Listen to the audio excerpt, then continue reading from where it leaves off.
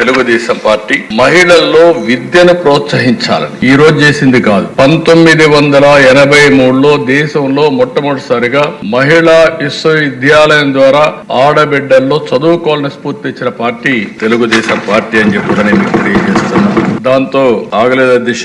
అక్కడి నుంచి మీరు ఒకసారి చూస్తే నేను ముఖ్యమంత్రిగా ఉన్నప్పుడు ప్రతి కిలోమీటర్ కి ఒక ఎలిమెంటరీ స్కూల్ పెట్టాం, ప్రాథమిక పాఠశాల. 3 కిలోమీటర్లు ఒక అప్పర్ ప్రైమరీ స్కూల్ పెట్టాం. ప్రతి 5 కిలోమీటర్కి ఒక హై స్కూల్ పెట్టాం. మండలానికి ఒక జూనియర్ కాలేజ్ పెట్టాం. ప్రతి డివిజన్ కు ఇంజనీరింగ్ కాలేజ్ పెట్టాం. జిల్లాకు మెడికల్ కాలేజ్, వందలాది కాలేజీలు తీసుకొచ్చాం. ఓసారి పబ్లిక్ పాలసీ అనేది చాలా పవర్ఫుల్ దిశ.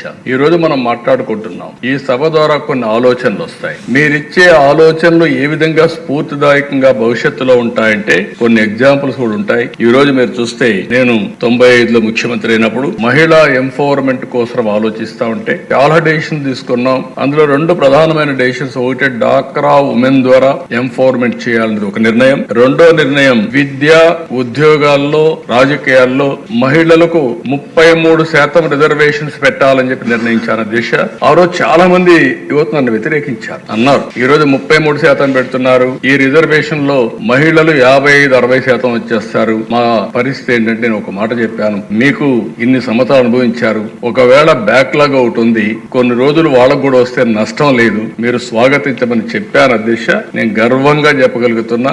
ఈ రోజు నేను చాలా దిక్కులు అడుగుతున్నాను. వైఫ్ అండ్ హస్బెండ్ ఇద్దరు ఐటీ ప్రొఫెషనల్స్ అయ్యారు. ఇది ఆ రోజు పెట్టిన నిర్ణయం వల్ల 33% రిజర్వేషన్ల వల్ల ఆడబిడ్డలు చదువుకోగలిగారు. అంత మునుపుండే సమస్య డౌరీ సమస్య లేదు. ఇప్పుడు రివర్స్ డౌరీ ఇచ్చే పరిస్థితి వస్తున్నారు. ఆడబిడ్డలకు డౌరీ ఇచ్చే పరిస్థితి వస్తున్నారు. కన్యాశుల్కం నేను అనడం లేదు, ఆ పరిస్థితి వద్దు. అలాంటి ఒక రిఫార్మ్, ఒక పబ్లిక్ పాలసీ ఇంపాక్ట్ ఎంత వస్తుందో ఇది ఒక ఉదాహరణ మాత్రం అధ్యక్ష. ఈ వీడియో నచ్చితే లైక్ చేయండి. అలాగే మా ఛానల్ ని ఫస్ట్ టైం కనుక చూస్తున్నట్టయితే ఇప్పుడే సబ్స్క్రైబ్ చేసుకుని పక్కనే ఉన్న గంట సింబల్ ని యాక్టివేట్ చేసుకోండి. అప్పుడే మేము పెట్టే ప్రతి వీడియో మీకు నోటిఫికేషన్ గా వస్తుంది. అలాగే ఈ వీడియో పూర్తిగా చూసినందుకు ధన్యవాదాలు.